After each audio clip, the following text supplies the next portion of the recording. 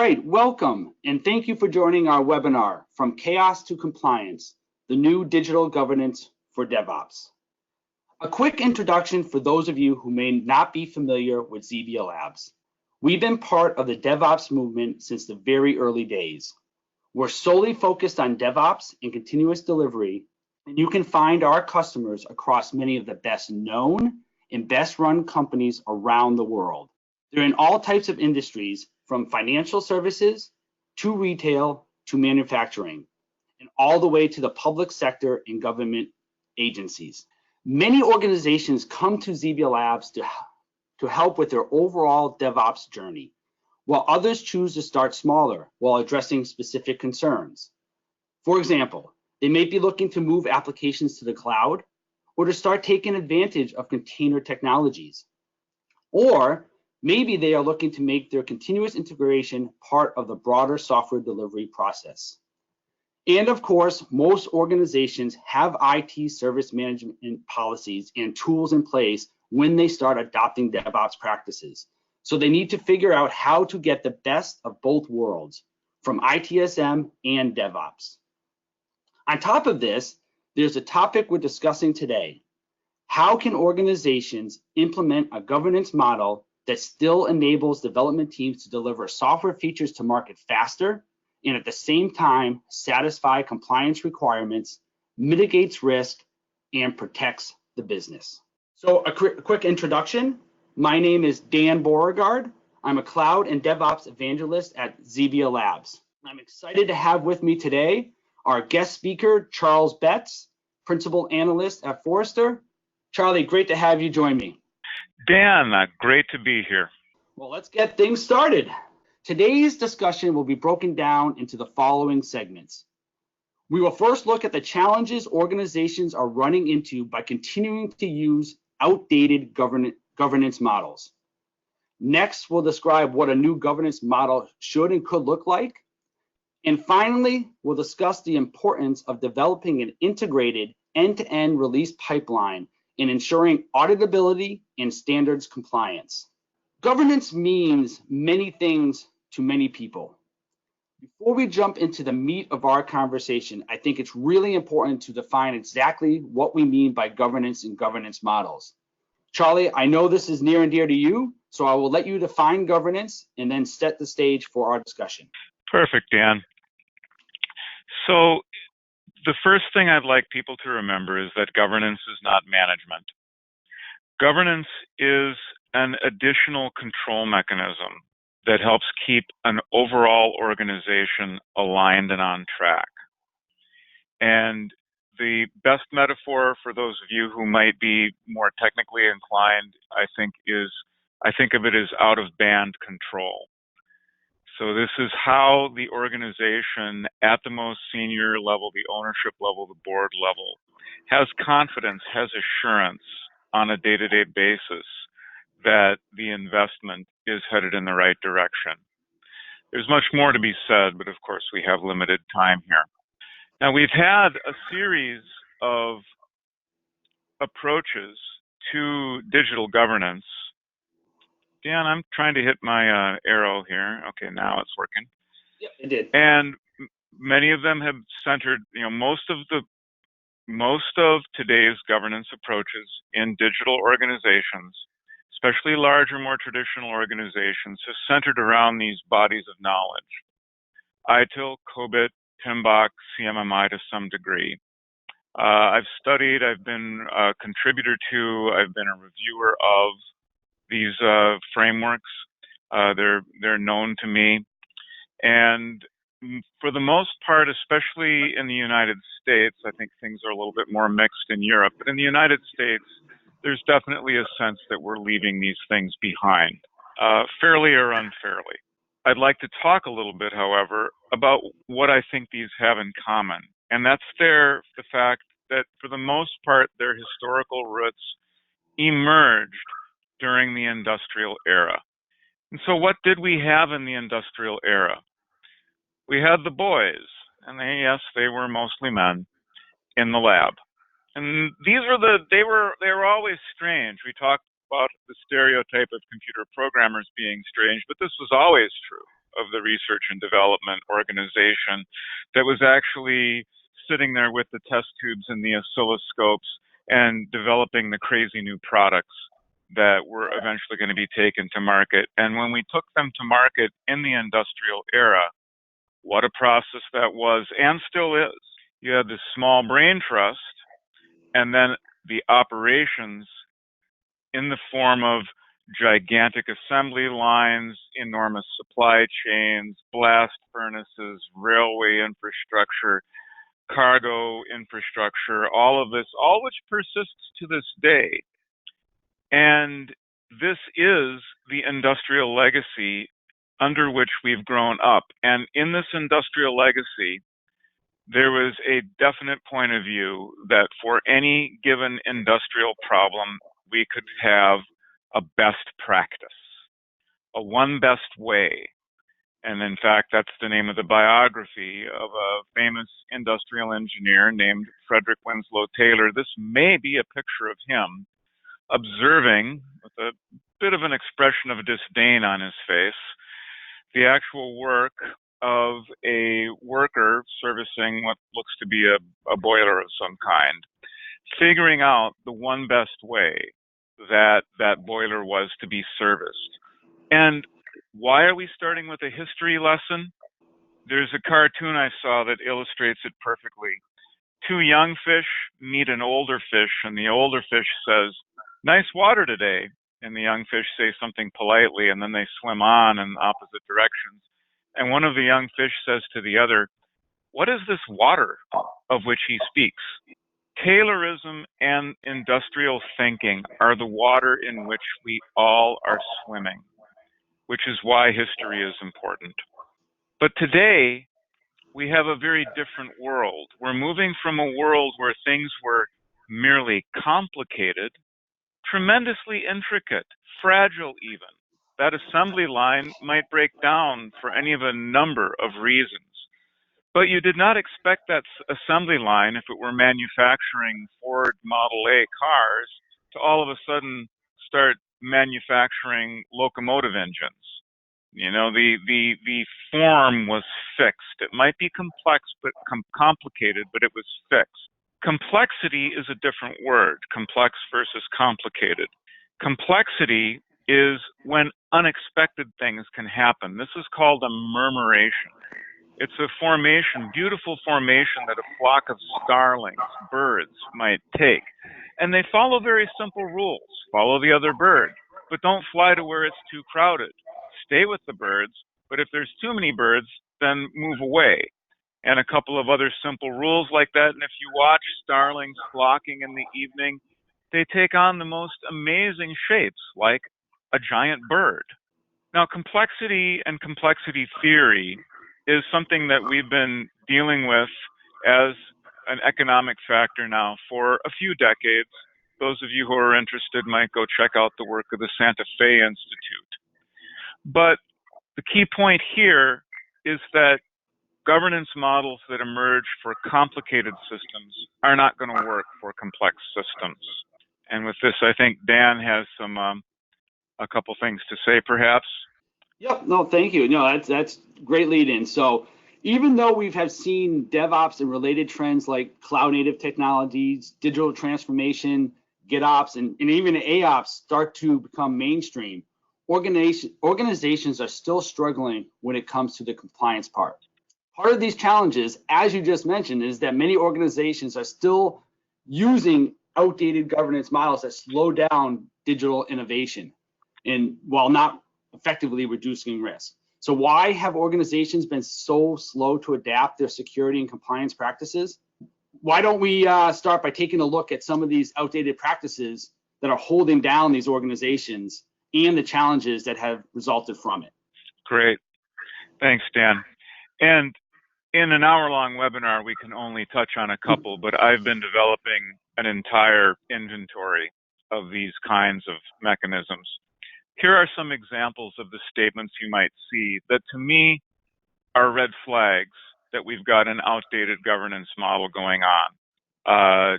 change advisory boards mandated to review all changes, security engineers reviewing all release packages, completing the sign-off checklist prior to production release. Well, what's wrong with that, you might say? To me, it screams that you're doing waterfall, that you've got stage-gated governance, and the same with the infrastructure engineering teams approving all general and detailed technical architecture prior to any development going on. Well, with cloud, of course, that doesn't make a lot of sense, but that's not the key point here. The key point's not about technology. The key point is that one of the biggest challenges we have in the old model is it was based around stage gates and based around life cycle models. Now, software and digital systems still have a life cycle, but that life cycle is A, being speeded up, and B, therefore no longer a suitable basis for a control strategy. This is my current guidance. To elaborate a few more challenges, back to Dan. Yeah, exactly. I mean, those processes result in multiple different challenges within organizations, and specifically the ones that we see within our customer base. The older traditional compliance processes are incompatible with the newer continuous delivery tooling, which leads to slower delivery from all the unexpected remediation work. DevOps adoptions repeatedly get delayed simply by concerns that these initiatives will run afoul of auditors and regulatory compliance controls. By not addressing the issues and continuing to wait till the end just delays the process even longer.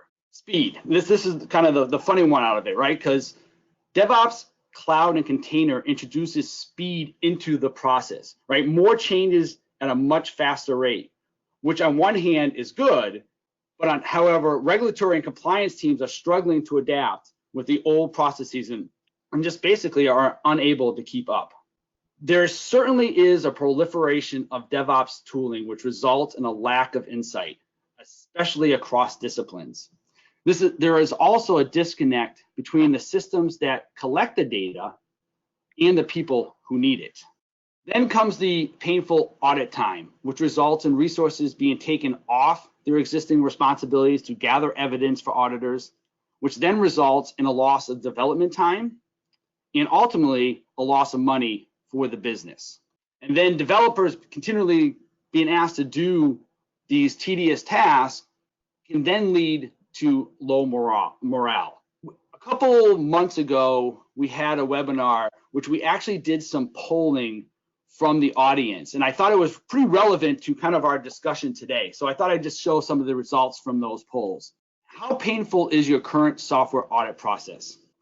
And as you can see from the results here, very disruptive and slows down the business at almost 50%. Add on major headache, and you're talking well over 60% are really struggling with this problem, and others obviously painful as well. Only 3% said no pain. The second question was, what level of freedom do you give your engineers around security and compliance? And no freedom, again, not surprising, resulted in 32%. But what I found was really interesting was the mixture that the other three categories, from some freedom all the way to full trust, was pretty consistent between them. So pretty interesting results there. But then how do you currently gather audit evidence? And it's still really ad hoc between different tools and spreadsheets, and something that is just really, really, really painful. And this goes back to these outdated models that just can't keep up with the modern DevOps practices. So I think it's pretty safe to say that outdated governance models are not working. Organizations need a more modernized practice in place that can keep up with the rate of innovation and at the same time ensure compliance and audit concerns are addressed in order to ensure the business is protected. So let's go ahead and take a look at what a new model could look like. Thanks, Dan. So to introduce the next section, I'm going to talk about how the new governance is principled, dynamic, emergent, and automated. But what drives that? So much of it is driven by increasing emphasis on the integrated, cross-functional, multi-skilled, semi-autonomous product team. This is the team that has all the resources that it needs to get the work done. Just like this gentleman is headed off into the unknown here, and he looks fairly well provisioned. He's not going to have to come back home for a sandwich. And this is, I think, an ideal metaphor for the product team. But the question is, and this is something that we're seeing reflected in discussions from the MIT Sloan School on down, is how do we govern this new world of semi-autonomous product teams? We certainly see a trend that they will become the primary operating model basis for digital and IT organizations, including infrastructure and operations, as well as market-facing, customer-facing feature teams. Project management and PMOs are in decline, we believe. We hear many anecdotes of PMOs being shut down, although I will say project management as a skill desired by the workforce seems to be holding steady for now. I also believe that there is going to be, or already is, increasing interest in flatter and more collaborative organizational models, holacracy and teal. And a bit more on the bleeding edge, I've been digging deeply to some degree into something called promise theory, created by a gentleman named Mark Burgess. Some of you may know him from CF Engine, which laid out some of the original principles that led to the creation of Chef and Puppet. So he's a pretty notable individual in the DevOps community, but boy, his thought runs really deep. You will be educated if you read Mark's materials. And I really like promise theory as a basis for governance. And we're already seeing that it does become, and I love the result that Dan mentioned about trusting the engineers. They have our full trust. This is what it comes down to, is focusing on what, not how. Those of you with a background in software engineering might understand black box versus glass box. Glass box is where you have full visibility. Maybe you try to manage inside that visibility, inside that glass box. Black box, you care about the API, you care about the service level agreement, you care about the outcome. And I don't see any other way for the digital economy to move forward without a shift in governance emphasis to outcome-based thinking. As we see here from Zappos, knowing exactly what you're responsible for and having the freedom to meet those expectations however you think is best. Now, all of these things require some nuance. I don't think that it's appropriate for companies to proliferate cloud providers, for example. I think you probably want to limit how many different partners you have as a cloud infrastructure provider. But overall, as we think about these things at Forrester, and I honestly don't have time to really dig into this diagram, but we provide more complex diagrams like this so you can refer back to this webinar later. And this is from a forthcoming report on process management called Streamline Your Operational Processes with Lean and Agile Thinking that I'm the lead author on. And it provides a set of tools that we think are necessary in the new digital approaches. And these are all the basis then for governance and control strategy, how work takes place at the team level and then is overall managed at the value stream level, and then various coordination mechanisms, which are being dialed down but can't go away completely. And ultimately, the main takeaway here is that while we may still have a stack, plan, build, and run as overall governance constructs start to go away. And those of you, and I suspect there are some of you on the phone with backgrounds in COBIT and backgrounds in ISO 385, I will request respectfully that you start thinking about what those standards are going to look like if we move away from plan, build, run, because plan, build, run is baked into that stuff, as you know. So contact me offline. Let me know what you think, because I think it does need to go away, and we need a different mental frame for how governance moves forward. With that, I'll not comment on those last two builds and hand it back over to Dan. Yeah, that was a perfect lead in, but first off, I love that the statement, focus on the what, not the how. I think it'll drive into some of the other things that we're gonna talk about here. But we were just going, I absolutely agree. In order to create a new governance model, organizations need to pivot their approach This is pretty consistent no matter what industry you're in. A pivot into thinking of the IT, the manager of the CI/CD pipeline, and of course the security and audit folks. On this diagram here, on the left-hand side, there is kind of reality. This is, you need a system that is as high level of control as possible to ensure compliance is met at all levels. And often this starts by severely limiting the freedom given to developers. Then there is the perception on the right-hand side. We need a process that enables us to move as fast as possible and innovate as a system without any boundaries. In this case, control isn't perceived as a burden. The truth is, you really have to find a balance.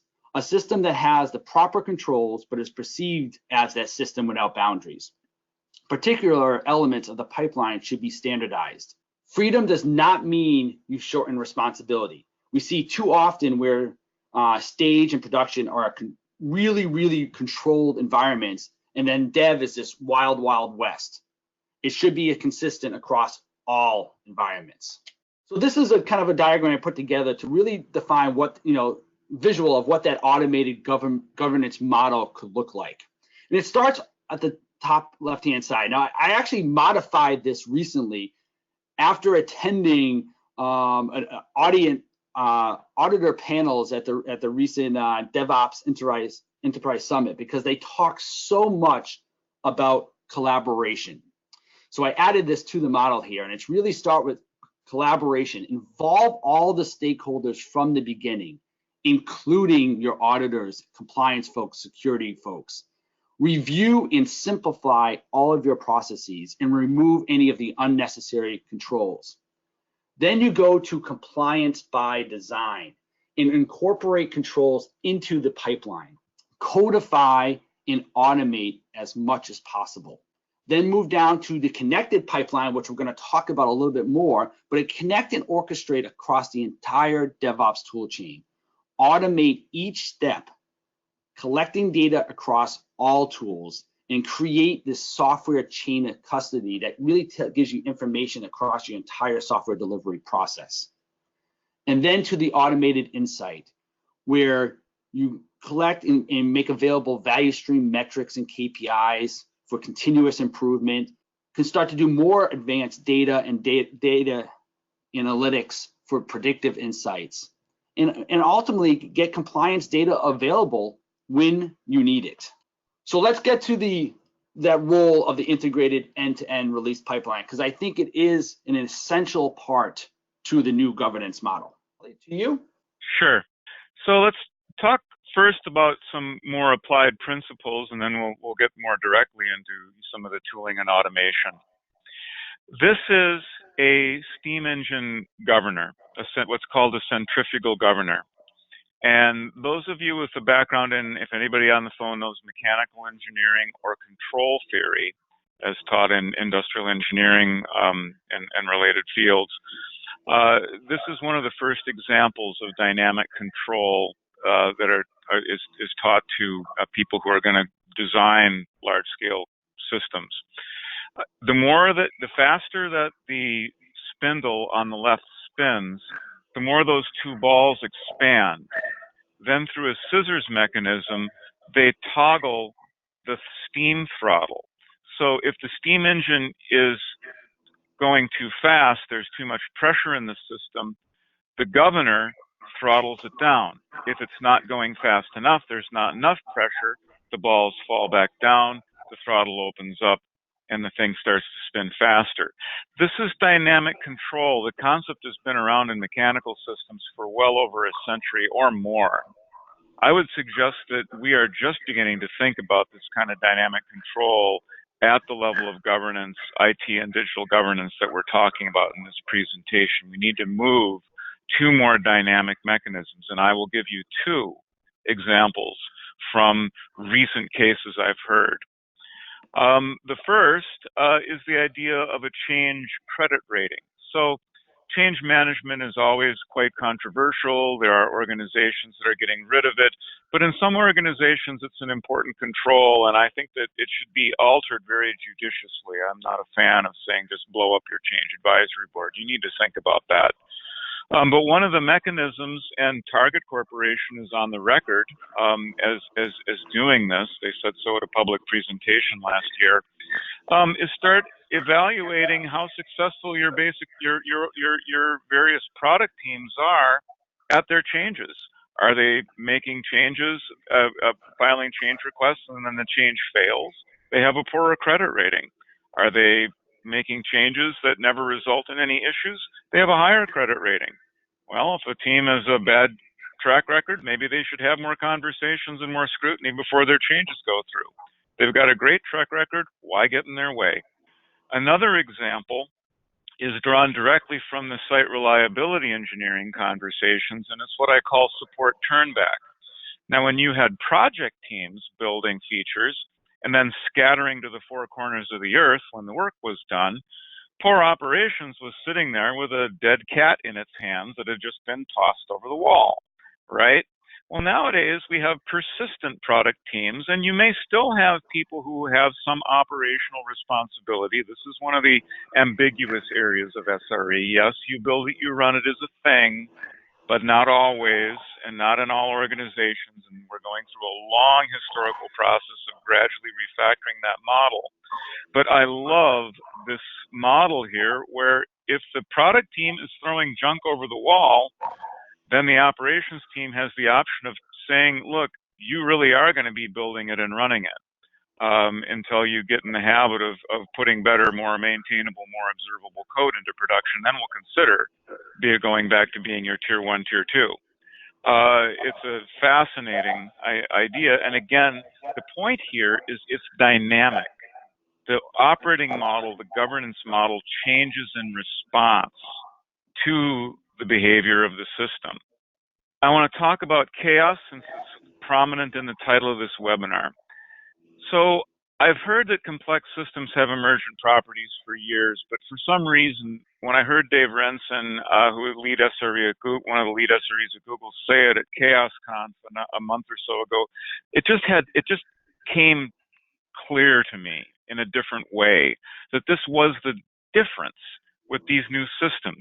We can't count on the system behaving today the way it behaved yesterday because of the external factors, because there's new microservices, there's new demand patterns, the customer expectations are constantly changing. There's too many moving parts, there's too much variability. It is not a Model T assembly line. These are complex systems, they have emergent properties, and I think this might be the best thing I've said all year. What this means is that operations is product discovery. It means we're always discovering what the system is about on a daily basis. And I'll also give a big hat tip to John Allspaw because this quote directly derives from things he said to the effect of that an incident is nothing more than an unplanned investment in your organization's survival. And that's why we've made this prediction. We've gone on the record that chaos engineering will become a recognized control strategy. Now, draw me the line of sight, Charlie. Well, the idea that we can fully understand risk through sufficient pre-production testing is invalidated by the fact that we have emergent phenomena coming out of these systems.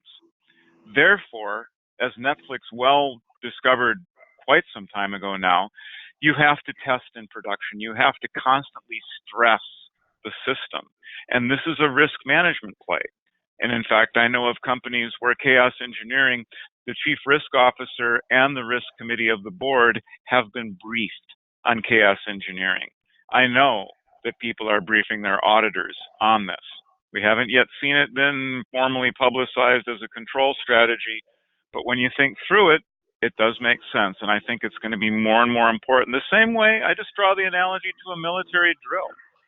We don't have pre-production Army bases. You know, when the Army does a drill, it's in production on the base. I will bring up a related topic of resilience engineering that I think is becoming a very important academic and professional trend, and it's not academic in the ivory tower sense. It is grounded in academic disciplines like cognitive psychology and even biology and human factors, because darn right, you need to know how people's eyes are tracking if you are painting screens that are going to communicate to them the operational status of a digital system upon which millions of dollars, or heaven forbid, even human lives may be depending. And so the cognitive psych and the human factors is merging with safety culture. The unhappy job of people like the National Transportation Safety Board, reviewing an accident there. It looks like probably some people died. And those gentlemen at the bottom left are actually the Unified Incident Command for the Deepwater Horizon, the big oil platform disaster in the Gulf of Mexico some years back. All of this is converging together, and I think is a very important input into the things we're talking about. Now let's change the topic a little bit and revert to change management. I've mentioned the change credit rating, but I want to talk a bit more at a tooling level. So we'll start with a high level with this quote from the excellent State of DevOps report authored by Dr. Nicole Forsgren and her colleagues, basically casting a lot of doubt on the effectiveness of the Change Advisory Board as a control in terms of the overall business outcome. It looks like, it's at least correlated, and, the causation perhaps, that with lower organizational performance. And this is becoming clearer and clearer to senior executives. I had a very interesting conversation with the SVP of I&O at a Fortune 50, and, he was saying, I don't really want to hear anybody coming into my office and saying, we need to do change management because I told. Why? Why are we doing this? Are we trying to keep better records? That's not a bad thing. Are we trying to reduce risk? Are we trying to prevent collisions? Because having a bi-weekly face-to-face meeting might be only one way to achieve some of these outcomes, might not be the best way. So all of these assumed approaches, all of these so-called best practices are under fundamental reevaluation by so many senior leaders as to their desired intent and whether they're really fulfilling the intent. And this is a big challenge for the frameworks and those who have been spending a lot of resources reinforcing the frameworks and have built careers on them. All of this world is being upended. Today, I think I see we have three approaches to scoring change risk. This derives from my research into enterprise service management. We might have a subjective approach, where you think hard about it and you say, on a scale of 1 to 5, I'd rate that a 3. This, to my mind, is the least preferred way of identifying risk. A more preferable way would be to look, for example, at things like revenue or business dependencies. Understand what's connected to what. Is this container? Is this particular piece of middleware? Is this queue, this Kafka topic? Is it underpinning the payment system, the accounts receivable system, or is it underpinning the employee satisfaction survey? I always say that as a joke, but actually employee experience is super important and actually pretty critical to your bottom line, so I need to think of a better joke. But my favorite, and this is back to the dynamic change credit rating, is when we employ analytic approaches to understanding the risk of a given proposed course of action with our digital systems. For example, your advanced IT service management vendors, the best vendors, are starting to look at the track record of changes in teams, similar changes, similar teams. They're layering in AI. We see some very compelling things happening there in the ITSM market. So yes, your parents' ITIL tool, in fact, is evolving because it's part of a dynamic system too, and those product managers are paying attention to what they're hearing from the DevOps community. But we're also seeing this really interesting new side of things, and this will lead back over to Dan, with what tools like Zebia Labs are doing with what they call release readiness. It should say CDRA release readiness, because there's such rich information available from the continuous delivery pipeline. And with that, I think I will hand it back to my good friend Dan.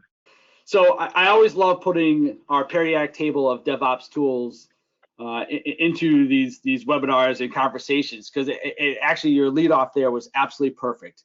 There are so many tools that organizations are using today as part of that entire delivery process.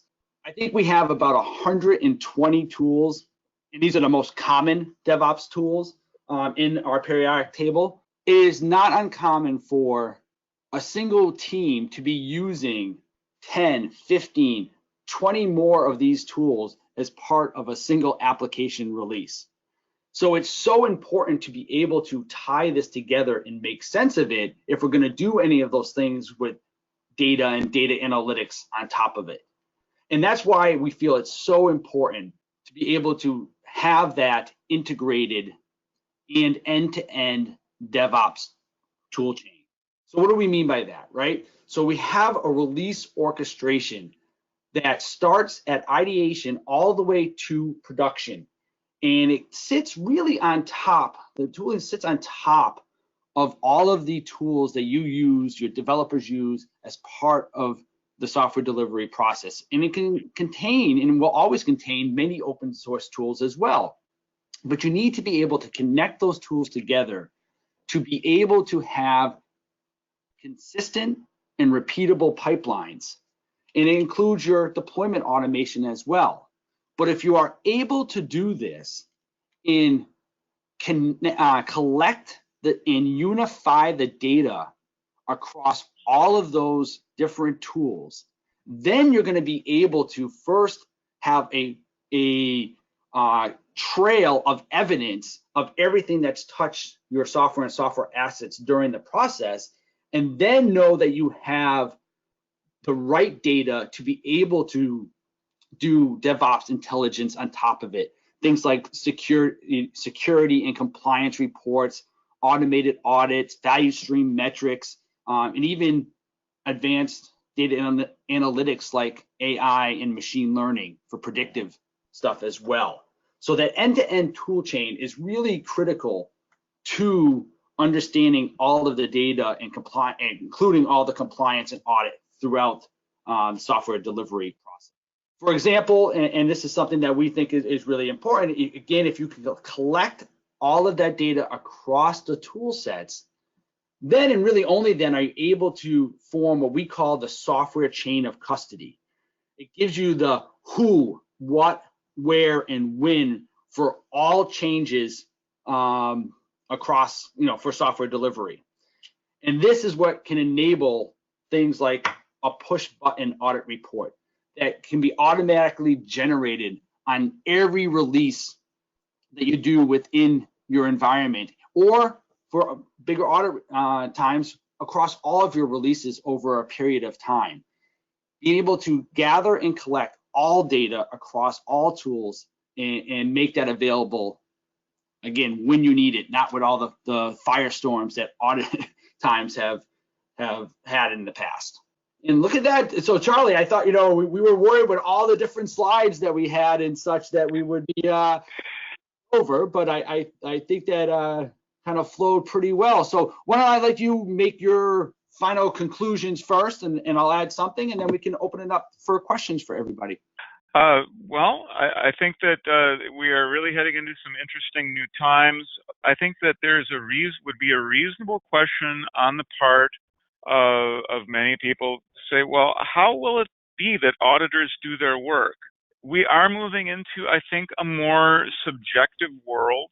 I think that in some ways it's going to be about judgment calls. And it's hard if you're in the mode of saying, well, I need to test. I need positive binary yes or no. The positive binary yes or no kinds of tests, we're going to automate all those. And then what I think is left for assurance professionals to do, it's going to have to be more advisory, more consultative, and yet sometimes some hard calls may have to be made about, well, no, you're really not following the spirit of the law here.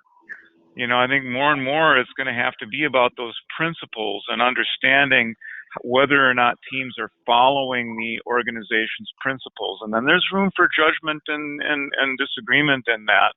And it will have, I think, some follow-on effects that will be interesting for the governance community. And I'm very interested, to hear actually from practicing governance professionals as to what they think about this presentation. Cool.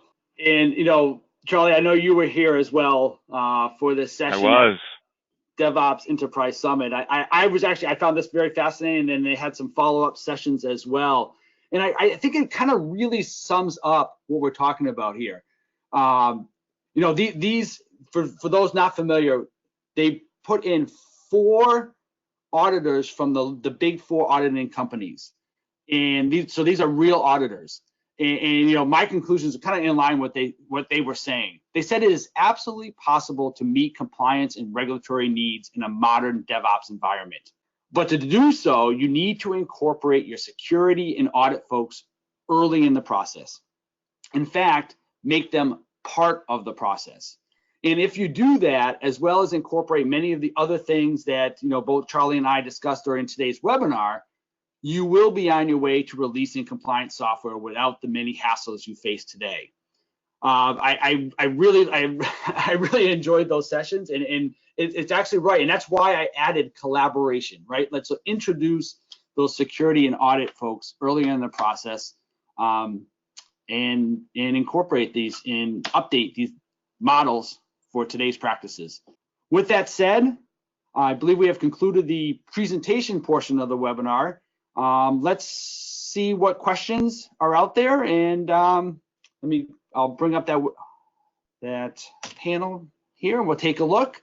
All right, Charlie. So I'm just give me a second. I'm just kind of going through here. I'll pick out a couple questions that we can each address. So here's one for you. How DevOps-based governance will evolve, and what are the frequent changes expected, and how often? Well, there's a couple different levels that this question seems to be operating on. I mean, it's how much is change itself going to change? But I would say that it's difficult. I think one of the challenges with governance is inherently a longer cycle feedback loop. At the board level, it operates quarterly. And I don't see the human business cycles based in fundamentals of, seasons in the sun. I think that cycle's not going to change. And so you really wind up having to focus on principles. The parts of governance that are changing frequently, we need to think of more like that steam engine controller. It needs to be dynamic. There need to be countervailing forces. When things get outside of a certain given range, then certain flags need to go up, and automatically we need to then dial things back down. If there's a concern that in the interest of speed that too much risk has been introduced, then some control, the whole architecture needs to then automatically and preferably continuously then adapt, rather than having some big step function or some big stage gate where everything comes to a screaming halt. So I think that I look at it more continuous in terms of handling the increased rate of change of digital systems. But the governance model itself, I would hope we don't have to change the fundamental paradigm. We're in the middle of a big paradigm shift right now. And I don't expect to see more than one of those in my lifetime. All right, great. Yeah, the questions are flowing in here. I'm trying to read them fast enough. Here's one I'll take is, how audit ready are the most popular tools versus how much do you see it as a configuration, customization based effort on the part of the tool pipeline owner? So I really think it's kind of a combination of both. I think leveraging release orchestration across your pipeline and be able to collect and unify the data is absolutely essential to ensuring that you understand the entire release process end to end, but it is dependent on the tools that you use. Obviously, if those tools don't give you the required information to answer questions that you need, the data won't be as valuable for you. So I think there is a point that you do need to look at the different tools that you use and what is available for them. But obviously, the owner of the pipeline and gathering that data and unifying it together is vital for this. And Dan, if I can put in something at a more tactical note, I know a lot of what I said is maybe seems a little high level. One real practical thing, we hear okay, the DevOps toolchain logs everything. Great. Are you confident in the integrity of your logging infrastructure? And if you're a very practical-oriented person looking for a takeaway out of here, that would be a really good one, because it is eminently reasonable for even a sympathetic DevOps auditor to say, how do I know nobody's messed with that log? That's actually a great point. It's something that the auditors themselves said, during one of the sessions, because I remember that quite readily. Here's one that I'm not sure if I fully followed, but maybe you make sense. But it was part of when you were talking about chaos engineering. You said that was a great quote. Yeah. I missed during chaos engineering, something about pre-production not be sufficient to identify. Can you repeat? Absolutely. And you should, the questioner should study Chaos Monkey and why Netflix put it in place. And some of these presentations, we tend to make assumptions. And I've made a big assumption here that the Simian army was generally known, and I put that slide up with all those monkeys. Well, what was the original Chaos Monkey doing?